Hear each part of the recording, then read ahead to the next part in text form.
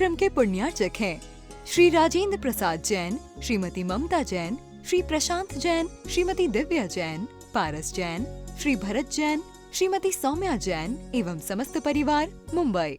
कि उसको शिखर तक पहुंचने के लिए पहले पत्थर से बाहर आना पड़े, 1 इंद्रिय 2 इंद्रिय 3 इंद्रिय 4 इंद्रिय और अन्य इंद्रियों की यात्रा करनी पड़े। नहीं, भावों की यात्रा कब किस रूप में बदल जाए हम नहीं कह सकते। कब किस प्रकार का परिणाम हमारे परिणाम में होने लग जाए हम नहीं कह सकते। हम तो सिर्फ इतना मानते हैं कि हाँ ऐसा होगा तो ऐसा हो जाएगा। अरे ऐसा हो जाएगा, ये संभावना जब व्यक्त हो जाती है तो ऐसा होने की भावना भी वहां बनने लग जाती। आप सब में भी उन्हीं सिद्धात्माओं के समान सामर्थ्य है जो आज सिद्ध शिला में विराजमान है। लेकिन अब क्या करें, उनके लिए चौथा काल मिल गया था, उनने पुरुषार्थ जगा लिया, महाराज बन गए होंगे, केवल ज्ञान हो गया होगा और सिद्धालय में जाके विराजमान हो गए। हो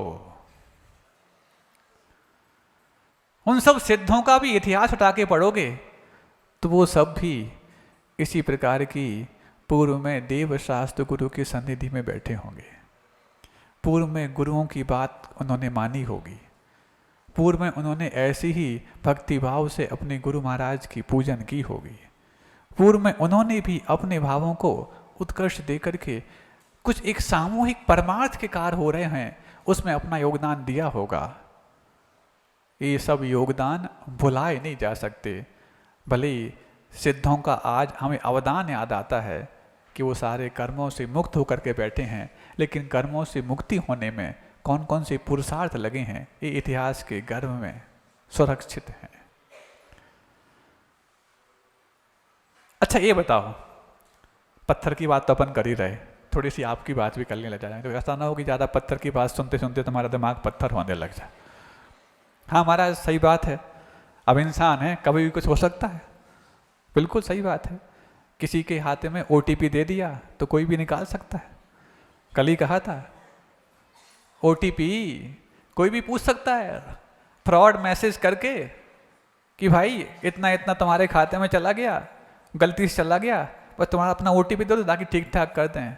और बस तुमने जैसे ही OTP थमा, हाँ एक बार और दबाओ, एक बार और दबाओ, 10-5 बार दबा दिया तो एक मंदिर में लगने वाले शिखर की राशि तुम्हारे हाथ से गायब, इतनी सी सेकंड में। अब सोचो थोड़ा सा OTP सही जगह लग गया तो भाव शिखर तक पहुंचने लायक भी बन सकते हैं, और यदि किसी हैकर के हाथ में लग गया तो भाव शिखर से शून्य तक वापस लाने में भी लग सकते। सुन रहे हो? अब कौन सा OTP काम करेगा? हैकर महाराज वो तो हैकर हैं, लेकिन यहाँ पर भी एथिकल हैकर तो नहीं होते। कमेटी वाले बार बार कहते ये कर दो वो कर दो वो कर दो, हाँ कम से कम तुम्हें सामने बता के तो कर रहे हैं। एथिकल हैकर होते ही नहीं होते जो बताते हैं हम तुम्हारे लिए देखो चैलेंज कर रहे हैं, अपना ये सॉफ्टवेयर ठीक ठाक कर लो नहीं तो फिर कुछ भी हो सकता है। अब तुम समझ जाओ तो ठीक है, नहीं है तो फिर सेकंड्स में करोड़पति करोड़पति होने में देर नहीं लगती। इसलिए कहा ये बैंकों का मायाजाल है ही ऐसा। आपको लगता है कि आप बहुत बड़े धन संपदा के मालिक हैं, वो नंबर्स, उन नंबर्स को तुम अपनी संपत्ति मान करके अपने अंदर के नंबर बढ़ाते रहते हो कि इतना बैंक बैलेंस है। ब्रेन बैलेंस करो, बैंक में कुछ बैलेंस नहीं है। एक बार बैंक दिवालिया हो जाए तो कई बार कह चुके हैं 1 लाख से ज्यादा लौटाने का हकदार नहीं है, उत्तरदायी नहीं है। 1 लाख मिलेगा भले तुम्हारी अरबों की संपदा रखी है, तो काय में जी रहे हो? सिर्फ नंबर में जी रहे हो कि इतने 6 डिजिट 7 डिजिट 8 डिजिट 9 डिजिट, और भी हैं 10 डिजिट वाले भी हो सकते हैं। कोई महाराज 10 डिजिट में तो बहुत हो जाता, हो सकते हैं कोई बात नहीं। 6 डिजिट में 1 लाख होते हैं, 7 डिजिट में 10 लाख होते हैं, 8 डिजिट में करोड़ होते हैं, 9 में 10 करोड़ होते हैं और 10 में अरब होते हैं। हो सकता है, कोई बड़ी बात नहीं। इतना तक तो आजकल बहुत आसान है। जैसे बच्चों को नंबर खैरात में मिलते हैं ना, ऐसी आजकल संपत्ति भी खैरात जैसी हो गई। पहले लखपति भी चक्रवर्ती जैसा माना जाता था और आज अरबपति भी चक्रवर्ती उसको भी बोलते हैं जो कुम्हार होता है ना। हाँ, वो भी अपने नाम के चक्र, चक्र का वर्तन करते हैं, इसका नाम चक्रवर्ती। तो मत समझ लेना कि पहले चौथे काल में 12 चक्रवर्ती हुए थे, आज तो 1200 तुम्हारे गांव में ही बैठे होंगे, सब चक्रवर्ती हैं। लेकिन चक्रवर्ती होने का मतलब वो नहीं जो सठखंडाधिपति होता है, वो नहीं जिसके पास 18 करोड़ घोड़े होते हैं, 84 लाख हाथी होते हैं, 360 रसोइये होते हैं। महाराज 360 क्यों? साल तो 365 दिन का होता, ये तुम्हारे यहाँ होता होगा अंग्रेजी महीनों में 12 महीने होते हैं, 30 दिन का एक महीना होता है, तब तो जाकर के 360 दिन उसमें हो जाते हैं। ये तुम 5 बढ़ाते हो, फिर लीप ईयर में एक दिन और बढ़ाना पड़ता है तुम्हारे लिए, 28 दिन की फरवरी करते हो। अरे 28 की फरवरी क्यों करते हो और 31 क्यों करना पड़ता है? ये सब बैलेंस तो ये ब्रेन बैलेंस नहीं कर पाता। जबकि भारतीय ज्योतिष शास्त्र में व्यवस्थित है, 30 दिन का होता है, कभी तिथि ऊपर नीचे हो जाए तो आगे बैलेंस हो जाएगी, नहीं है तो एक अधिक मास आगे 3 साल में उसको बैलेंस कर देगा। इसलिए 360 रसोई है, प्रतिदिन का एक अलग अलग। हाँ महाराज, प्रतिदिन की अलग अलग रसोई बने तो बात समझ में आती, रसोइया अलग अलग। हाँ, जैसे एक कोई व्यंजन बार बार खाते आप ऊब जाते हो, ऐसे एक व्यक्ति के द्वारा बार बार बनते देखते देखते भी ऊब जाते, नहीं ऊब जाते क्या? तब तो जाके वीकेंड्स में निकल जाते हो बाहर, कहाँ? डोमिनोज, मैकडोनल्ड्स और भी कई प्रकार के हैं आपके। हाँ, ये आपकी उबाऊपन है कि जो घर में सगा व्यक्ति बनाने के बावजूद भी आपको उससे रास नहीं आता, तो वो स्वयं कहते हैं बहुत हो गए 5 दिन बनाते बनाते, चलो थोड़े से बाहर चलते हैं। कहाँ? पहले सुनते थे मुंगावली के बाहर रेस्टोरेंट होते थे, अब तो मुंगावली में कई खुल गए। महाराज कम से कम इतनी सेवा तो की, जो बाहर जाते थे प्रतिभाओं का पलायन होता था, उनके लिए हमने यहाँ रोक लिया। वाह, इसका प्रतिभा नाम है। अपनी चटोरी जिब्बा को पुष्ट करने के लिए मुंगावली से बाहर जाते थे, वो उनकी सेवा करने के लिए तुमने यहाँ खोल दिया, तो ये सेवा है। चलो कम से कम कुछ भाव तो रखा आपने, लेकिन इनकी चटोरी जिब्बा पर लगाम लगाने का ऐसा कौन सा पुरुषार्थ किया? महाराज अब इंसान है, कोई भगवान तो बन नहीं गए। बस जब तुम्हारी थोड़ी सी किरकिरी होने लग जाए, उस समय तुम अपने आप को भगवान से और इंसान की बात करने लग जाते हो, और थोड़ा सा सम्मान मिलने लग जाए, अरे हम का इंसान है क्या, भगवान से कम है क्या? महाराज बोलते हैं सिद्धों के समान सामर्थ्य तुम्हारे पास है। कब तुम्हारे भाव यहाँ से वहाँ, वहाँ से यहाँ हो जाएं कोई पता नहीं। इसलिए कहते हैं भाव कब पापों में लगने लायक धन को ले जाएं पता नहीं। परमार्थ का यदि अवसर आया है तो लगा दो और अपने धन की सामर्थ्य को बढ़ा दो। सामर्थ्यवान धन है, बार बार इसलिए बोलना पड़ता क्योंकि तुम्हारी सामर्थ्य कई बार ऊपर नीचे अपने भावों को करती होती है। 2-4 दिन लगता है कि बहुत अच्छा है, फिर बीच में एक कर्म का आवेग आता है जो आपको अंतराय डालने का प्रयास करता। सब लोग कर रहे हैं पुण्यानुभूति, हम काहे को करें? तो सब लोग कर रहे हैं संसार की अनुभूति, तुम लोग क्यों कर रहे हैं? जब दुनिया के सारे व्यक्ति संसार की अनुभूति कर रहे हैं, उनको देख करके कभी एक आध बार तो संसार के अलावा कोई अनुभूति किया करो। इसमें जल्दी हो जाती है, सभी तो कर रहे हैं पुण्य अनुभूति, हम क्यों करें? अब जबकि आपको पता लग गया है, सुना है हमने तो आप लोगों के माध्यम से कि अब काम शुरू हो गया है। अब काम जब शुरू हो गया है तो फिर अब ये तो नहीं कह सकते कि हमने तो इतना समय लिया था, इतना समय लिया था। अब समय नहीं, अब समझ लेने की बात है। और सबसे पहले तो जिनके पुराने इस प्रवास के पहले की जिनकी घोषणाएं हैं वो तो अब जल्दी जल्दी जमा करें, क्योंकि कई बार हम बोल चुके हैं महाराजों के आशीर्वाद भी आपको निर्माल्य के दोष से बचा नहीं सकते। जैसे पापों के बचाने में, व्यसनों से बचाने में साधुओं का आशीर्वाद और उनका प्रबोधन आवश्यक होता है, ऐसी निर्माल्य का दोष तो और महान होता है। उससे बचाने के लिए बार बार साधुओं को उद्बोधन देना पड़ता है। पापों से बचा लेंगे पाप त्याग करा करके, व्यसनों से बचा लेंगे व्यसनों को त्याग करा करके, लेकिन निर्माल्य के दोष से अब जो लग गया है उसको तो काहे नहीं कर सकते। इसलिए निर्माल्य के दोष से बचो।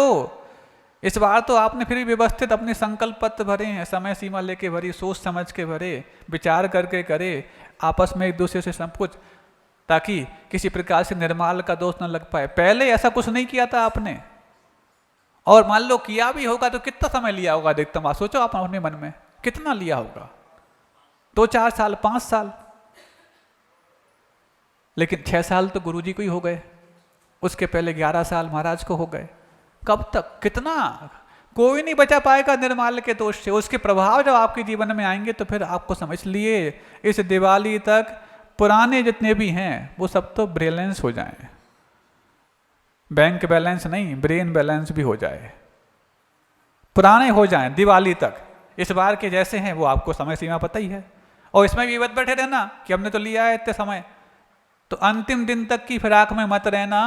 अभी यदि अनुकूलता है तो हल्के होते रहना, क्योंकि अभी अनुकूलता में तुम हल्के नहीं हुए तो अपने ही द्वारा अंतराय कर्म बांधे। ये भी दानांतराय है। आज हमारी अनुकूलता है जमा करने की, लेकिन हम सोच रखे हमने तो समय लिया इतने साल का, तो हम कर देंगे जमा। अरे आज कोई दूसरे मन नहीं लगने लायक है तो इसको सामर्थ्यवान बना दो, क्योंकि बाकी सब सांसारिक कार्यों में जो धन लगेगा वो तो सामर्थ्यहीन धन है। क्योंकि तुम जो इतना लगाना चाहते हो, एक मिथ्या दृष्टि और पापी भी लगाता रहता है। काय में लगाता रहता है? परिवार में, रिश्तेदार में, पढ़ाई में, लिखाई में, दवाई दारू में। तुम्हें लगाना आता है क्या? सबको आता है। लेकिन परमार्थ में लगाने वाला भाव सामर्थ्यवान होता है, और परमार्थ में लगने वाला धन सामर्थ्यवान धन होता है। इसलिए उसमें लगाना। आज कम से कम अपनी सामर्थ्य धन की तो बढ़ा दो, और धन की सामर्थ्य बढ़ेगी तो तुम्हारे मन की भी बढ़ेगी, मन की बढ़ेगी तो आत्मन की भी बढ़ेगी, और पुण्य की भी बढ़ेगी। ये मत बैठे रहना देखो उनने भी तो 2 साल का समय लिया था, उनने कितने जमा करे, हो उनने कितने जमा करे और हम क्यों कर दें? आपने उनके कहने पर बोली ली थी, आपने उनके कहने पर दान दिया था, आपने अपनी कुवत देख करके दान किया था। उनकी कुवत नहीं है तो तुम तो बढ़ा लो कम से कम कुवत। नहीं है तो फिर अपन स्वयं आज सामर्थ्य होकर के जमा नहीं कर पा रहे मान लो, और कल हमने सोचा कि कल परसों हम या 2 साल बाद, 4 साल बाद कर देंगे, 5 साल बाद कर देंगे, सोच के रखे हो मान लो, तो सोचो उस समय व्यवस्था कुछ उल्टी सीधी हो गई तो।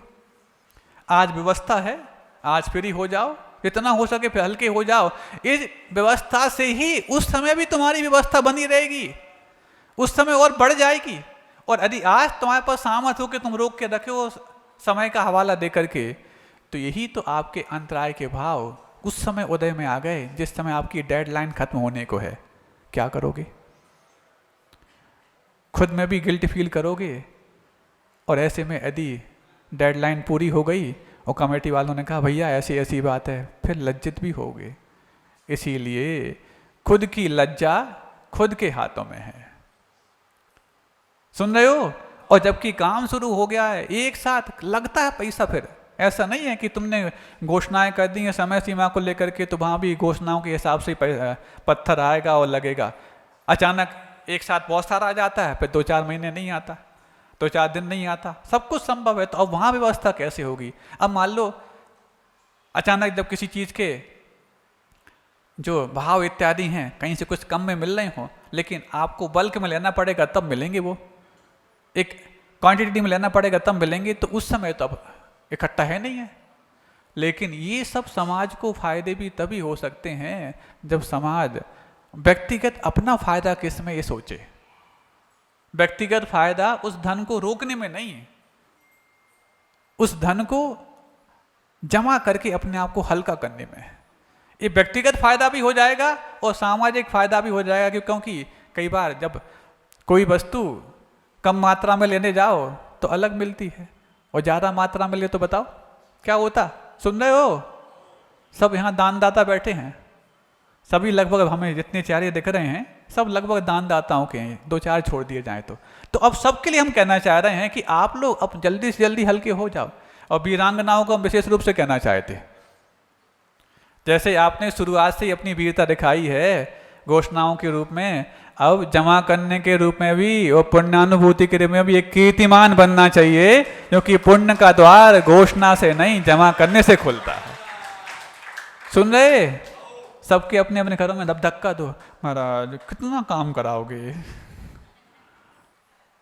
नहीं, इसकी तो हम तारीफ करते हैं कि आप लोगों के ये साहस करने से ही इन लोगों में साहस आया है। लेकिन अब वो साहस तो हो गया, अब कम से कम जो बोझ माथे पे है उसको हल्का करने का साहस, इसमें क्या है? हल्का करने में कौन सा साहस लगता है?